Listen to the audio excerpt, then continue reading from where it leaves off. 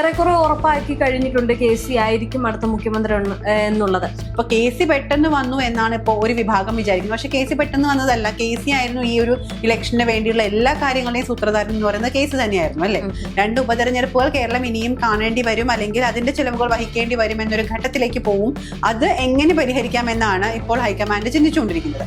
ഈ ഹൈക്കമാൻഡ് തീരുമാനമെടുക്കുന്നതിന് മുമ്പ് തന്നെ മുഖ്യമന്ത്രി ഇന്ന ആളാണെന്ന് പ്രഖ്യാപിച്ചുകൊണ്ടുള്ള കാര്യങ്ങളൊക്കെ നടത്തുന്നത് തീർച്ചയായിട്ടും അവിടുത്തെ പാർട്ടിക്കെതിരെ അല്ലെങ്കിൽ പാർട്ടിക്കുള്ളിൽ ഒരു വലിയ ഭിന്നത ഉണ്ടാക്കും. അതൊരിക്കലും അംഗീകരിക്കാൻ ഹൈക്കമാൻഡിന് കഴിയില്ല. എന്തുകൊണ്ടായിരിക്കും ഇത്രയും തരംഗം ഉണ്ടാക്കാൻ VD സതീശന് സാധിച്ചു എന്ന് പറയുമ്പോഴും എന്തുകൊണ്ടാണ് KCയെ ഈ MLA മാർ ഇങ്ങനെ സപ്പോർട്ട് ചെയ്യുന്നത്? രേഷ്മ, അപ്പൊ നമ്മുടെ തെരഞ്ഞെടുപ്പ് കഴിഞ്ഞത്തേക്ക് 8ാമത്തെ ദിവസമാണ്. കഴിഞ്ഞ തിങ്കളാഴ്ചയാണ് റിസൾട്ട് വന്നത്, 4-ാം തീയതി. ഇന്നിപ്പോൾ ഈ ഒരാഴ്ച കഴിഞ്ഞിരിക്കുന്നു. ഇപ്പോഴും ആരാണ് മുഖ്യമന്ത്രി എന്ന കാര്യത്തിൽ ഒരു തീരുമാനമായിട്ടുള്ള ട്രോളുകൾ ഒരുപാട് ഇറങ്ങുന്നുണ്ട് മുഖ്യമന്ത്രിയെ തപ്പുന്നതായി ബന്ധപ്പെട്ട്. പക്ഷേ നിലവിൽ KC വേണുഗോപാലിനാണ് സാധ്യത എന്നാണ് പറയപ്പെടുന്നത്. KCക്ക് അനുകൂലമായ ഒരുപാട് ഘടകങ്ങൾ ഉണ്ട് എന്ന് പറയുന്നു. ഒപ്പം തന്നെ VD സതീശൻ മുഖ്യമന്ത്രിയാവാൻ കാണിച്ച ചില വികൃതികൾ ഒക്കെ അദ്ദേഹത്തിന് തടസ്സമായി മാറി എന്നും പറയുന്നുണ്ട്. ഹൈക്കമാൻഡിനെ വരെ അധിക്ഷേപിക്കുന്ന തരത്തിലുള്ള PR വർക്കുകൾ നടന്നു എന്ന് പറയുന്നു. അപ്പോൾ ഇതെല്ലാം VD സതീശന് എതിരായ ഒരു തരംഗം സൃഷ്ടിക്കാനും ഒപ്പം തന്നെ ആ ഒരു സ്ഥലത്ത് KC വേണുഗോപാലിന് അനുകൂലമായ രീതിയിൽ തീരുമാനങ്ങൾ എടുക്കാനും ഹൈക്കമാൻഡിനെ പ്രേരിപ്പിക്കുന്നു എന്നാണ് പറയുന്നത്. സാധ്യത KC വേണുഗോപാലിലേക്ക് നീളുന്നു എന്നാണ് ഏറ്റവും പുതിയതായി വരുന്ന വാർത്ത. ഇപ്പോഴും കൃത്യമായ തീരുമാനമായിട്ടില്ല എങ്കിൽ പോലും അങ്ങനെയാണ് വരുന്നത് കാര്യങ്ങൾ.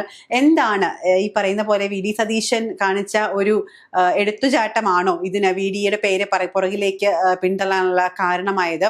ഒപ്പം തന്നെ VD അനുകൂല സംഘടനകൾ അല്ലെങ്കിൽ VD അനുകൂലമായിട്ടുള്ള വിഭാഗം പറയുന്നത് VD സതീശനാണ് ഇത്ര നാളും കേരളത്തെ നയിച്ചിരുന്നത്, അതുകൊണ്ട് തന്നെ അല്ലെങ്കിൽ UDFനെ നയിച്ചിരുന്നത്, അതുകൊണ്ട് തന്നെ VD സതീശൻ ആവണമെന്നാണ്. പക്ഷേ ഹൈക്കമാൻഡിന്റെ തീരുമാനം മറ്റൊന്നായി മാറാനുള്ള സാധ്യതകളാണ് തെളിയുന്നത്. എന്തൊക്കെയാണ് അതുമായി ബന്ധപ്പെട്ട് പറയാനുള്ളത്? തീർച്ചയായിട്ടും വിദ്യ പറഞ്ഞതുപോലെ തന്നെ KCക്ക് തന്നെയാണ് ഒരു മുൻതൂക്കം ഉള്ളത്. കാരണം ഇപ്പോൾ KC മുഖ്യമന്ത്രി ആവുകയാണെങ്കിൽ ഒരു ഉപതെരഞ്ഞെടുപ്പ് നടക്കണം അല്ലെങ്കിൽ നടത്തണം എന്ന രീതിയിലേക്കൊക്കെ ഈ പറയുന്നത് പോലെ തന്നെ നേതാക്കളൊക്കെ അതിനെപ്പറ്റി ഒരു ആലോചന തുടങ്ങിയിട്ടുണ്ട് എന്നുള്ള വാർത്തകളൊക്കെ ഇതിനോടകം തന്നെ വരുന്നുണ്ട്. അപ്പൊ ഏറെക്കുറെ ഉറപ്പാക്കി കഴിഞ്ഞിട്ടുണ്ട് KC ആയിരിക്കും അടുത്ത മുഖ്യമന്ത്രി എന്നുള്ളത്. നമുക്കറിയാം, കഴിഞ്ഞ 2 ദിവസം മുമ്പ് ആരായിരിക്കും മുഖ്യമന്ത്രി എന്നുള്ള ഒരു ചർച്ചയുണ്ടായിരുന്നു. ഡൽഹിയിലേക്ക് മല്ലികാർജുൻ ഖാർഗെ, അതോടൊപ്പം തന്നെ രാഹുൽ ഗാന്ധി, അവർക്കൊപ്പം KCയും ചെന്നിത്തലയും VD സതീശനൊക്കെ എത്തിയിരുന്നു. അപ്പോൾ ഹൈക്കമാൻഡ് പറഞ്ഞൊരു കാര്യം എന്ന് പറയുന്നത് ഏറ്റവും കൂടുതൽ MLA-മാരുടെ പിന്തുണ KCക്കാണ് ഉള്ളതെന്ന്. അപ്പോൾ അതിൽ നിന്ന് തന്നെ മനസ്സിലാക്കാൻ സാധിക്കും എന്തുകൊണ്ട് ഈ VD സതീശന്റെ ജനപിന്തുണ അവിടെ ഹൈക്കമാൻഡ് പറയുന്നില്ല എന്നുള്ളതാണ്. അതായത് ഹൈക്കമാൻഡ് നേരിട്ടൊരു കാര്യം പറഞ്ഞപ്പോൾ വേറെ ആരുടെയും പറഞ്ഞില്ല KC വേണുഗോപാലിന് ഇത്ര MLA-മാരുടെ, അതായത് 47 MLA-മാരുടെ ഒരു പിന്തുണ ഉണ്ട് എന്നുള്ളത് ഈ ഹൈക്കമാൻഡ് തന്നെ പറഞ്ഞു. അപ്പൊ അതിൽ നിന്ന് നമുക്ക് മനസ്സിലാക്കാൻ സാധിക്കുന്നത് ഒരു സൂചനയാണ് അടുത്ത മുഖ്യമന്ത്രി KC ആണ് എന്നുള്ളതാണ്. ഇനി രണ്ടാമത്തെ കാര്യം, ഞാൻ പറഞ്ഞതുപോലെ തന്നെ KC ഇപ്പൊ മാറിയാണെങ്കിൽ ആലപ്പുഴയിൽ ഒരു തെരഞ്ഞെടുപ്പ് വേണം. ഇനി അല്ല KC വരുമ്പോഴത്തേക്കും KC ഒരു ഉപതെരഞ്ഞെടുപ്പിൽ നിന്ന് മത്സരിച്ചിട്ട് വേണം വരാൻ. അപ്പൊ ഈ 2 കാര്യങ്ങളും ഇപ്പോൾ ചർച്ച നടത്തുന്നുണ്ട്. ഇക്കൂറിലാണ് KCയുടെ ഒരു തെരഞ്ഞെടുപ്പുമായി ബന്ധപ്പെട്ട ചർച്ചകൾ വരുന്നത്. അവിടെ നിൽക്കാനുള്ള സാധ്യതകളാണ് കാണുന്നത്. അപ്പൊ അവിടെയും ഒരു തെരഞ്ഞെടുപ്പ് കാണുന്നുണ്ട്. ഒപ്പം തന്നെ ഈ MP സ്ഥാനം മാറുമ്പോൾ അവിടെയും ഒരു തെരഞ്ഞെടുപ്പ്, ആലപ്പുഴയിലും ഒരു തെരഞ്ഞെടുപ്പിനുള്ള സാധ്യതകൾ കാണുന്നുണ്ട്. അതെ. അപ്പൊ അതാണ് KCക്ക് ഒരു എന്താ പറയുന്നത്, ഒരു നെഗറ്റീവ് ഇമ്പാക്ട് എന്ന് പറയുന്നത്, പോയിന്റ് എന്ന് പറയുന്നത് അത് മാത്രമാണ്. 2 ഉപതെരഞ്ഞെടുപ്പുകൾ കേരളം ഇനിയും കാണേണ്ടി വരും, അല്ലെങ്കിൽ അതിന്റെ ചിലവുകൾ വഹിക്കേണ്ടി വരും എന്നൊരു ഘട്ടത്തിലേക്ക് പോവും. അത് എങ്ങനെ പരിഹരിക്കാമെന്നാണ് ഇപ്പോൾ ഹൈക്കമാൻഡ് ചിന്തിച്ചുകൊണ്ടിരിക്കുന്നത്. ഇപ്പോൾ രേഷ്മ നേരത്തെ പറഞ്ഞതുമായി ബന്ധപ്പെട്ടൊരു കാര്യം പറയുമ്പോൾ KCയുടെ കാര്യം പറയുകയാണെങ്കിൽ ഇപ്പോൾ കേന്ദ്രത്തില് UDFന്റെ ആ ഒരു പ്രതിച്ഛായക്ക് ചെറിയൊരു മങ്ങലേറ്റിരിക്കുന്ന സമയമാണ്.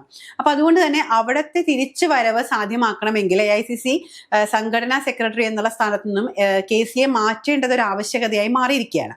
പക്ഷേ രാഹുൽ ഗാന്ധിയുടെ ഏറ്റവും വിശ്വസ്തനായ വ്യക്തിയാണ്. അതുപോലത്തെ ഒരു വ്യക്തിയെ രാഹുൽ ഗാന്ധിക്ക് ഇനി കിട്ടില്ല എന്ന് ഉറപ്പുള്ളത് കൊണ്ട് അദ്ദേഹത്തിന് മാറ്റാനും സാധിക്കുന്നില്ല. അവിടെയാണ് ഈ ഒരു മുഖ്യമന്ത്രി സ്ഥാനത്തേക്ക് ഏറെ പരിഗണിക്കപ്പെടാനുള്ള സാധ്യത കൂടുതൽ നമ്മൾ കാണുന്നത്.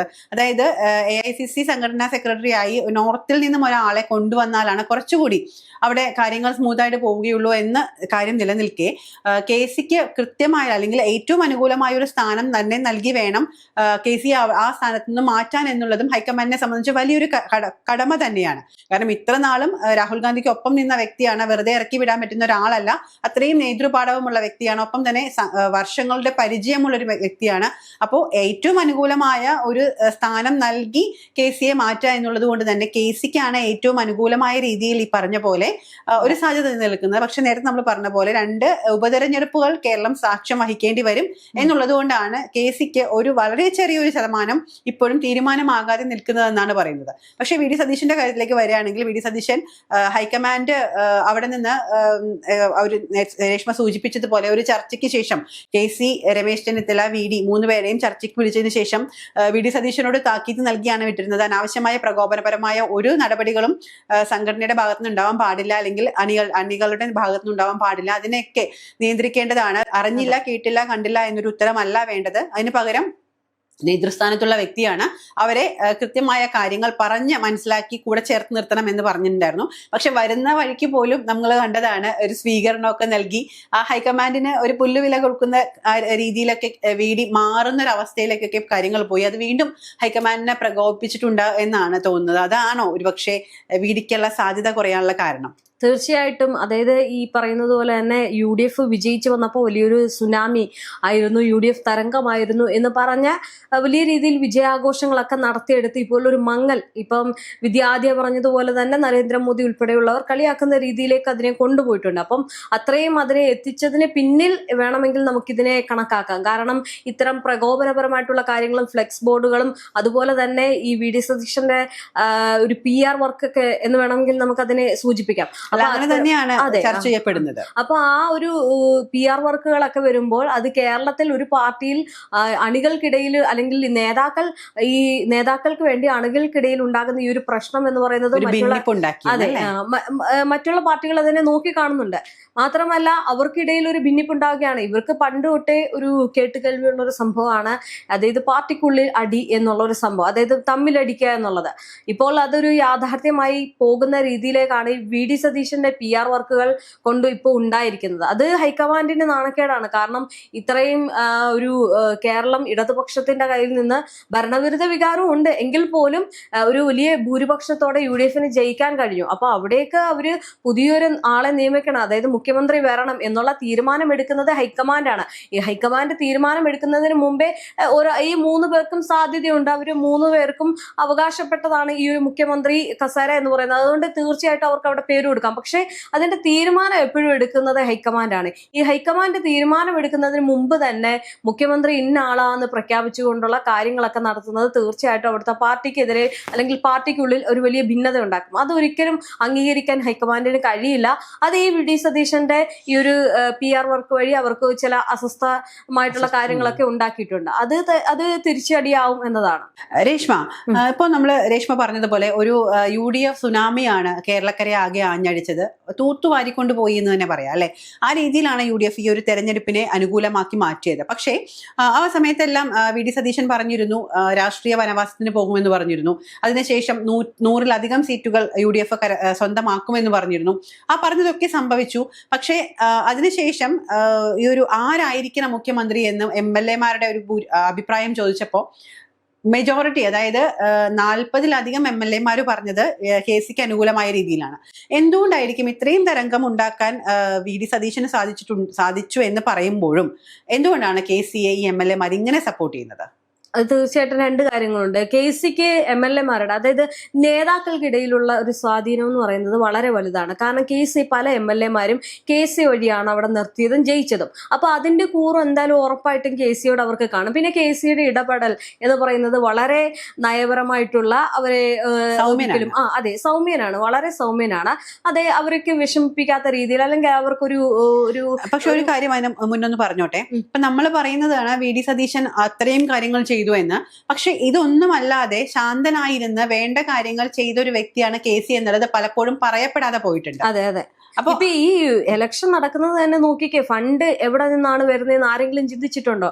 നമുക്കറിയാം ഇതിനു മുമ്പൊക്കെ UDF മത്സരങ്ങളൊക്കെ നടക്കുമ്പോൾ ഫണ്ട് ഇല്ലാത്തതിന്റെ പേരിൽ സ്ഥാനാർത്ഥികൾ തോറ്റൊരു ചരിത്രമുണ്ട്. ഇപ്പൊ ഇത്തവണ എന്ന് പറയുന്നത് പുതിയ ആളുകൾ നിൽക്കുമ്പോൾ പോലും അവർക്കുണ്ടാകുന്ന, അല്ലെങ്കിൽ അവർക്ക് വേണ്ട ഫണ്ട് ഉൾപ്പെടെയുള്ള കാര്യങ്ങൾ കേന്ദ്രത്തിലെ പല സംസ്ഥാനങ്ങളിലും അല്ലെങ്കിൽ പാർട്ടികളിൽ നിന്നൊക്കെ കെ സി വഴി വന്നിട്ടുണ്ട്. അതായത് ബൈബിളിൽ ഒരു വചനമൊക്കെ ഉണ്ട്, ഒരു കൈ കൊടുക്കുന്നത് മറുകൈ അറിയരുത് എന്നുള്ളൊരു സംഭവം. അങ്ങനെ ഒരു ഒരു വലിയ രീതിയിലുള്ള ആളുകളെ അറിയിച്ച് വലിയ കൊട്ടി ആഘോഷിച്ച് നടക്കുന്ന ഒരു സ്വഭാവം കേസിക്കില്ല. അപ്പൊ കേസി ഇത്തരം കാര്യങ്ങൾ വന്നിട്ട് പറയത്തുമില്ല. പാർട്ടിപരമായിട്ടുള്ള കാര്യങ്ങൾ പറയും, ചില വിമർശനങ്ങൾ നടത്തുമെന്നല്ലാതെ ഞാൻ ഇന്നത് ചെയ്തു, ഞാൻ ഇങ്ങനെ ചെയ്തു, ഞാൻ അങ്ങനെ വന്നു, ഞാനാണ് ഫണ്ട് അങ്ങനെയുള്ള ഒരു സ്വയമേ ഒരു വലിയ രീതിയിൽ പ്രശംസിക്കുന്ന ഒരു സ്വഭാവം കേസിക്കില്ല.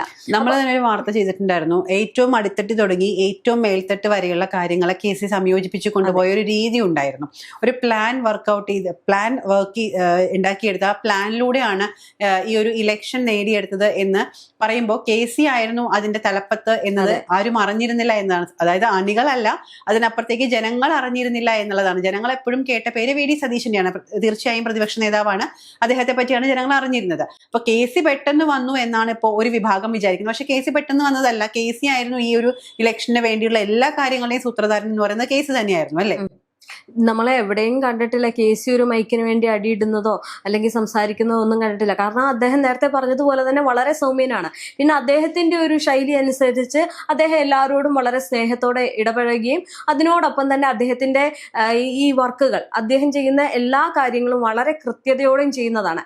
ഒന്ന് ആലോചിച്ച് നോക്കിക്കേ, ഈ രാഹുൽ ഗാന്ധിക്ക് ഏറ്റവും ഒരു വിശ്വസ്തൻ എന്നുള്ളത് കേരളത്തിൽ നിന്നുള്ള ഒരു MP ആണെന്ന് പറയുമ്പോൾ എത്രത്തോളമാണ് അദ്ദേഹത്തെ നമുക്ക് മനസ്സിലാക്കാൻ സാധിക്കുന്നത് എന്ന് ആലോചിക്കണം. കാരണം കേന്ദ്രത്തിൽ ഒരുപാട് MP-മാരുണ്ട്, ഒരുപാട് MLA-മാരുണ്ട്, എന്തിനേറെ പറയുന്നു സ്വന്തം കുടുംബത്തിൽ പോലും ഉണ്ട്. പക്ഷേ എങ്കിൽ പോലും ഈ കേസി എന്നൊരു വ്യക്തിനെ, രാഹുൽ ഗാന്ധിയുടെ ഒരു റൈറ്റ് ഹാൻഡ് ആയിട്ട് കൂടെ കേസിനെ നിർത്തുന്നു എന്ന് പറയുമ്പോഴത്തേക്കും അത് എത്രത്തോളം ആയിരിക്കും എന്നുള്ളത്. അപ്പം അങ്ങനെയാണ് കാര്യങ്ങൾ. അതായത് കേസിനെ രാഹുൽ ഗാന്ധി കൂടെ നിർത്തണം, അല്ലെങ്കിൽ ഈ ഒരു AICC ജനറൽ സെക്രട്ടറി ആക്കണം എന്നുണ്ടെങ്കിൽ അദ്ദേഹം ചെയ്തു വെച്ചിട്ടുള്ള കാര്യങ്ങളൊക്കെ നമുക്ക് നോക്കി കഴിഞ്ഞാൽ കാണാൻ സാധിക്കും. പക്ഷെ ഒരിക്കൽ പോലും അദ്ദേഹം ചെയ്തിട്ടുള്ള കാര്യങ്ങൾ ആരും ചർച്ച ചെയ്യുന്നില്ല, ആരും പറയുന്നില്ല. അദ്ദേഹം വന്ന് ഒരു മീഡിയയ്ക്ക് മുന്നിലും അതിനെപ്പറ്റി സംസാരിക്കുന്നു ഇല്ല എന്നുള്ളതാണ്. അതൊക്കെ കൊണ്ട് തന്നെയാണ് ഇതിനെല്ലാം നോക്കി കണ്ടുകൊണ്ട് ഹൈക്കമാൻഡ് ഈ തീരുമാനങ്ങളിലേക്കൊക്കെ എത്തുന്നത്.